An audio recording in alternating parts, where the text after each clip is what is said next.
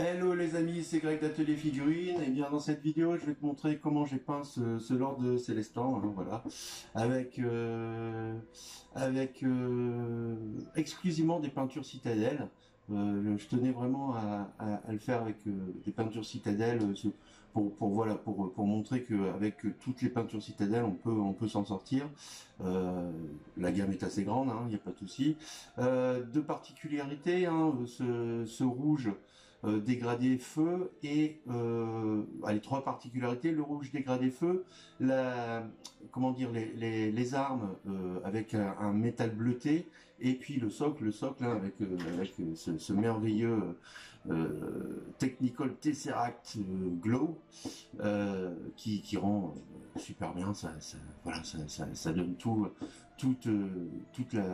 la splendeur de cette figurine avec ce socle magnifique.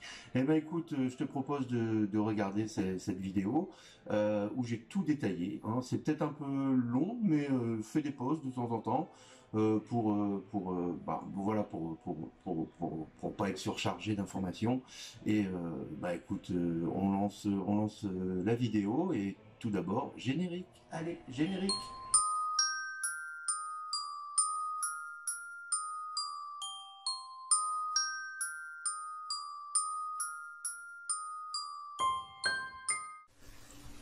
Alors, je démarre avec une base en contraste, hein.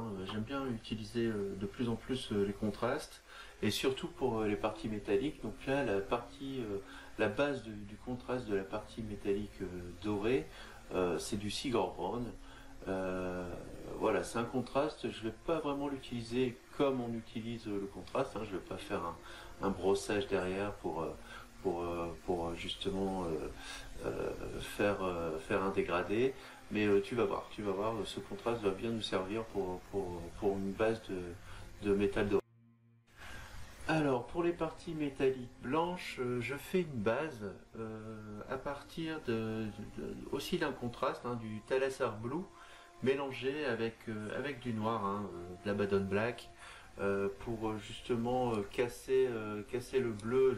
Je veux pas vraiment que ce soit bleu pétant, hein. Je veux une base bleue en fait, hein, noir bleu, et avec ce contraste, ça donne un bel effet.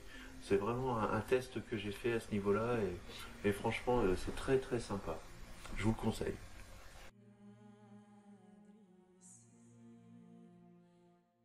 Ma base de rouge est faite à partir de rouge, hein, du Mephiston Red, et du mélangé avec du Redox Hide pour faire un rouge foncé, hein.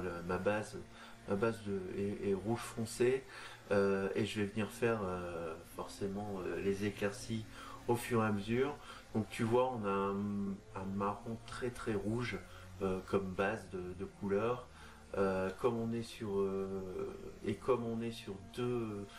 deux peintures de base, tu vois que ça colore très très bien. Une couche suffit, hein, comme on dit, et puis ça donne un beau rouge, hein, vraiment un rouge sombre, mais quand même assez lumineux, hein, je trouve. Euh, voilà pour cette base de rouge.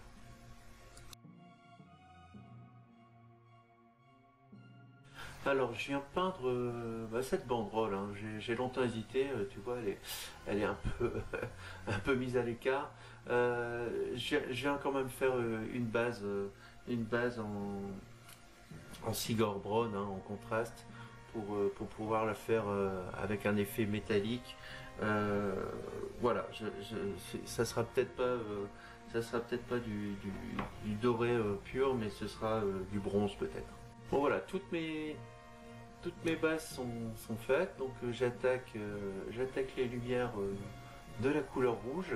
Et pourquoi j'attaque avec la couleur rouge? Parce que j'ai jugé que c'était la couleur quand même la plus difficile à appliquer.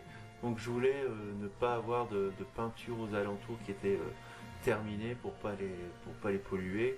Donc c'est pour ça que je commence avec ces éclaircies et ces bases enfin pas ces bases, mais ces éclaircies de rouge. Je veux vraiment faire un rouge feu, hein, un dégradé rouge feu, Donc tu vas voir comment j'ai fait. Et c'est assez sympa, le résultat est plutôt sympa. Bon voilà, faut bien faire attention de pas déborder. Sur les parties de la cape, tu vois que voilà, je fais vraiment les zones les plus en lumière, hein, que je considère les plus en lumière. C'est-à-dire que les creux, ben, je les peins pas là, hein, puisque je suis en première lumière. Donc je peins pas les creux pour commencer mon dégradé.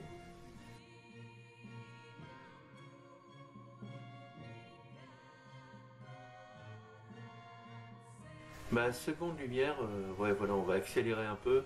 Ma seconde lumière de rouge, ben, j'arrive là avec le rouge pur, hein. Il n'y a plus de mélange à ce niveau-là. Je suis sur un rouge pur. Pour les autres lumières, eh bien, on va par la suite ajouter de l'orange et de plus en plus du jaune, puisque je veux un rouge dégradé feu. Donc forcément, il faudra ajouter toutes ces couleurs-là. Donc là, je passe en rouge, hein, sur les zones les plus en lumière, encore une fois, avec un pinceau un peu plus petit, hein, pour éviter de...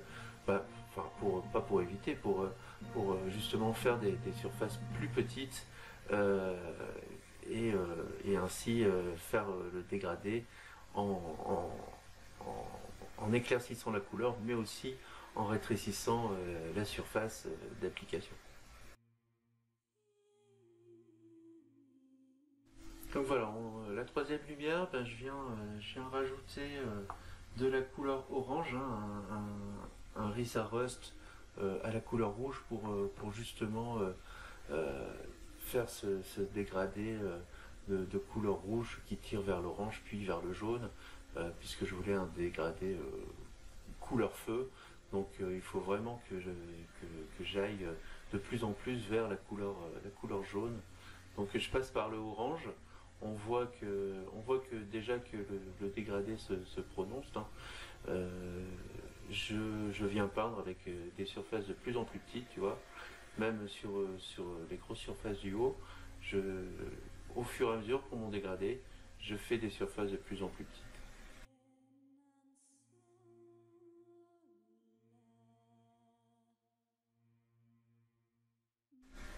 Quatrième lumière, là je suis pratiquement en couleur orange, hein. Euh, Même je suis en couleur orange pour atténuer, pour dégrader le rouge et faire en sorte qu'on tire vraiment sur l'orange en fin et puis pour finir en jaune. Tu vois, je suis vraiment dans des petites surfaces là. On arrive vraiment à la fin. Euh, c'est vraiment pas mal. Le résultat est bien. Voilà, comme je te le disais, je viens finir en jaune, hein, pratiquement. J'ajoute du jaune à l'orange, hein, un Everland Sunset. Euh, voilà. Là, je suis vraiment sur les arêtes. Je viens prendre toutes les arêtes avec cette couleur jaune orangé. Je fais voilà, des surfaces de plus en plus petites avec des petits traits pour justement que ce dégradé soit vraiment progressif et et très original, hein, parce qu'un dégradé en couleur feu, c'est super sympa.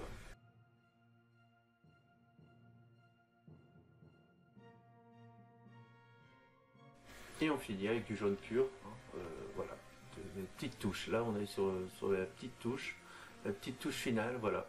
On est au dégradé final, on est vraiment dans la couleur feu. Euh, c'est pas mal, ça ressort bien. J'ai vraiment l'effet que je souhaitais et ça me plaît beaucoup. Donc tu vois, même sur la cape, on vient vraiment faire les plus petits endroits qui sont à la lumière pour pouvoir, voilà, même sur les pommettes, voilà, hop, des petits traits, tout simplement avec le côté du pinceau pour pour bien finir le dégradé. Et on a un résultat super sympa.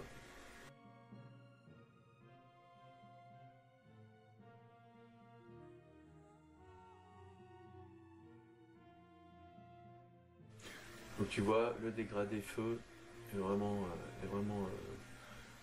agréable et très contrasté surtout. Je fais la peinture dorée. Alors la peinture dorée, je démarre avec une, une première éclaircie avec du Retributor Armor. Hein. Forcément, j'aime beaucoup cette couleur. Mais mélanger avec du Rhinox Hide pour toujours partir avec une base assez sombre et aller progressivement vers des éclaircies, des lumières. Donc là, une base assez sombre avec du Rhinox Hide, du Rhinox Hide et du Retributor Armor pour avoir une belle couleur.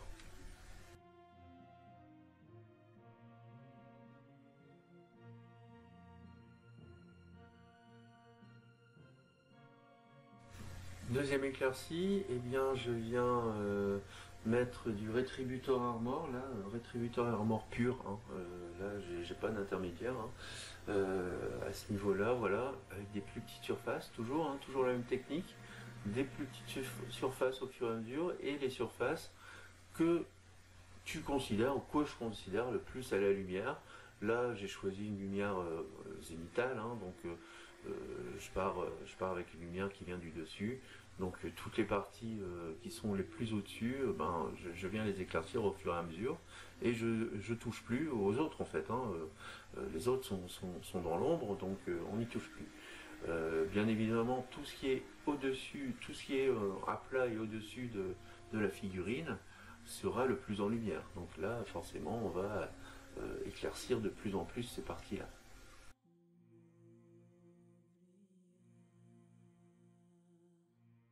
Alors si tu n'arrives pas à voir les parties qui sont le plus en lumière sur ta figurine, tu la mets en face de toi, tu regardes au-dessus et tu verras tout simplement les zones qui sont à la lumière et celles qui sont à l'ombre. De toute façon, celles que tu vois sont à la lumière, celles que tu vois pas sont à l'ombre. Donc c'est pas très compliqué de voir les zones zénithales à ce niveau-là quand c'est une lumière qui vient justement du dessus.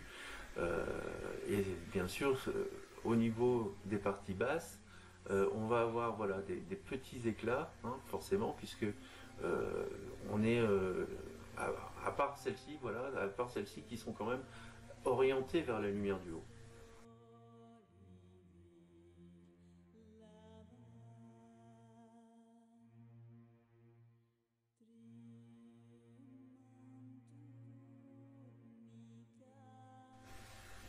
Bon, je viens peindre les poignées en couleur pourpre hein, pour justement faire ressortir les poignées des armes, hein, enfin du marteau et de l'épée. Voilà, avec de la couleur pourpre, c'est assez sympa.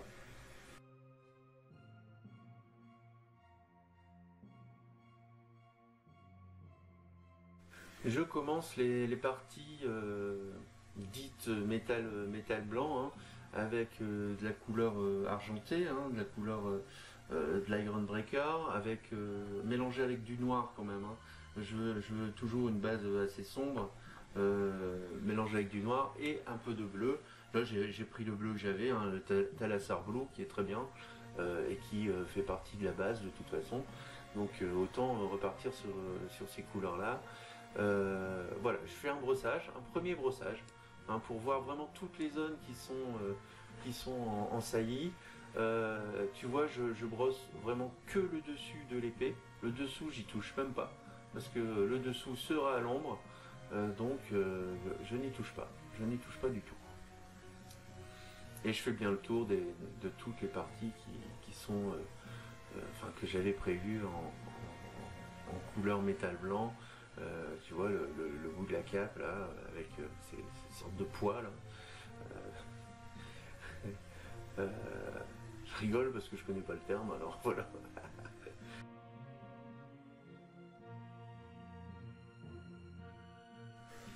Bon, j'ai fait les saillies, maintenant je vais faire les creux.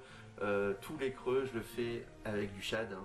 Le shad, le produit magique, mais il faut faire attention. Le reste c'est du nude oil, j'arrive de plus en plus à le dire, c'est pas mal.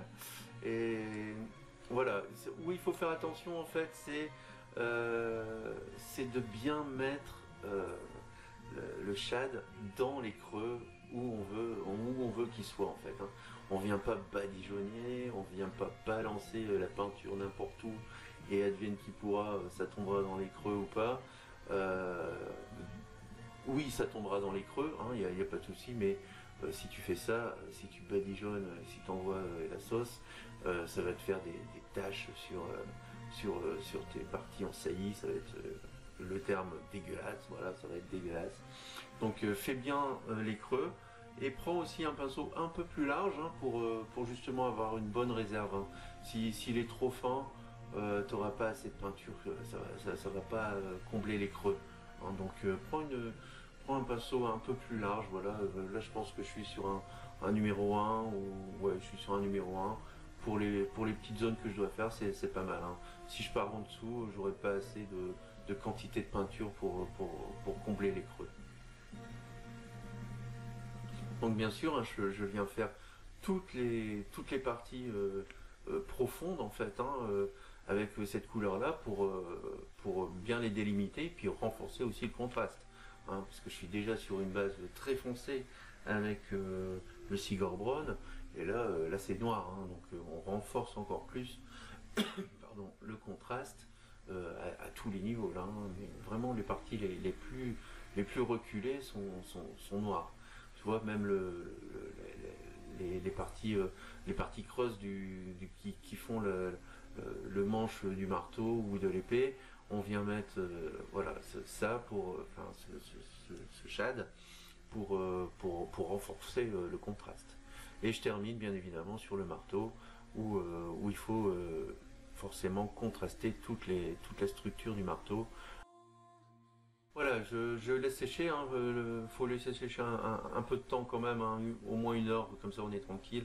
Pour les parties les plus chargées, au moins c'est sec. Et je viens faire mon brossage, là, mon vrai brossage, enfin mon second brossage, puisque j'avais fait un premier avec la couleur argent, bleu et noir. Là je viens en couleur argent pur avec un peu de bleu pour toujours avoir cette teinte bleue que je voulais. Voilà, là je viens vraiment faire les parties les plus en lumière, voilà, les plus orientées à la lumière, puisqu'on est vraiment avec une couleur très claire. Donc ce sera, c'est pas l'éclat parce que je fais toujours un dernier brossage en fin de figurine pour avoir les éclats. Mais voilà, c'est l'étape pratiquement finale. Bon, avec justement le shad, bah, le shad c'est bien, mais ça enlève quand même de la couleur. Donc je viens refaire les zones d'éclaircie, hein, sur mes parties pourpres, euh, parce que forcément le Nult Oil a foncé un peu la couleur. Et bon, il faut mettre cette couleur pour avoir le contraste. Et à l'inverse, il faut mettre une couleur plus claire, hein, sur un pourpre plus clair quand même, que j'ai dilué enfin que j'ai mélangé avec un peu de blanc pour avoir une couleur un peu plus claire pour les saillies. Voilà, j'en parlais, le dernier brossage général en fait, hein, de la figurine pour avoir un éclat, pour avoir la lumière zénitale, hein. J'aime toujours faire ça pour finir, hein, voilà, un coup de blanc, voilà, un brossage blanc sur les parties les plus en lumière. Ça donne toujours une petite lumière supplémentaire, hein, mais vraiment sur toutes les parties, toutes les couleurs.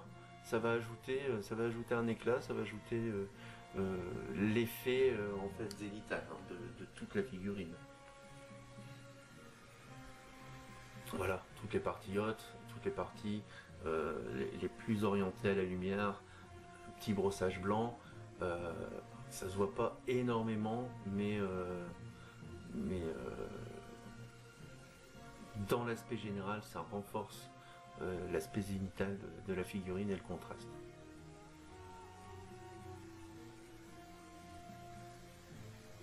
Et bien croisé, voilà, quand on brosse bien croisé pour avoir vraiment bien la surface pas avoir de traits. Dernière petite touche, je viens rajouter vraiment un lavis de bleu, hein, de mon Talassar Blue, parce que mes parties comment dire, les parties métal blanc avaient perdu ce bleu à quelques endroits, donc j'en ajoute pour, voilà, je voulais vraiment un métal bleuté euh, qui ressortait bien sur la figurine et qui avait été perdu au fil des couleurs et des brossages. Voilà, tu vois, c'est assez sympa cette couleur bleu métal.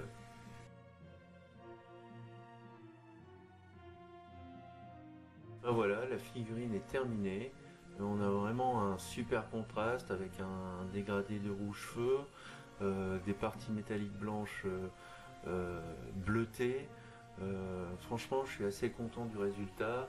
Euh, il est vraiment tel que je le voulais et tel que je le voyais.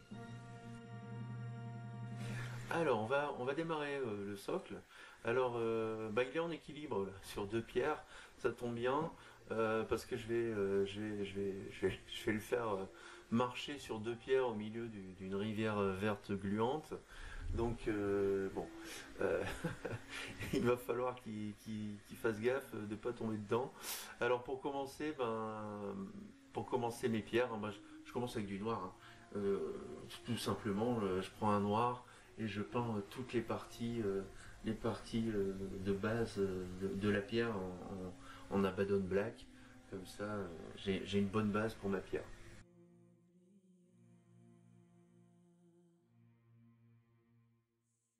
Je viens de faire un premier brossage, hein. Bon, je laisse sécher, hein, forcément. Je viens de faire un premier brossage avec un gris moyen, hein. Je viens mélanger du blanc et du noir pratiquement à égalité, à égale quantité.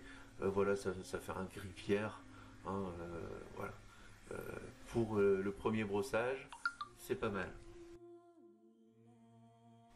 Alors pour le second brossage, et je vous conseille de faire, enfin je te conseille de faire comme ça, c'est de rajouter du blanc à la base grise, mais aussi de la couleur chair, parce que les pierres sont pas forcément grises, hein. Elles ont un peu un côté marron, hein, un côté terre, donc il faut rajouter soit du beige ou soit voilà. Mais moi je rajoute souvent de la couleur chair parce que la couleur chair est assez sympa et assez naturelle au niveau coloris.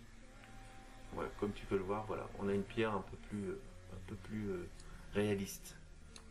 Alors pour le socle, hein, pour la base du socle, bah, tu vois, j'ai pas un quadrillage, hein, là j'y vais à tâtons, hein. Le socle j'y vais à tâtons, j'ai pas un quadrillage comme une piscine, hein, pour faire un peu l'effet piscine. J'ai imprimé des demi-sphères pour faire des bulles, hein, parce que en fait je me suis inspiré d'une vidéo, il faudrait que je la retrouve, je la mettrai en info. Voilà, une vidéo où le peintre faisait une rivière, voilà, verte gluante au milieu enfin en dessous d'un dragon.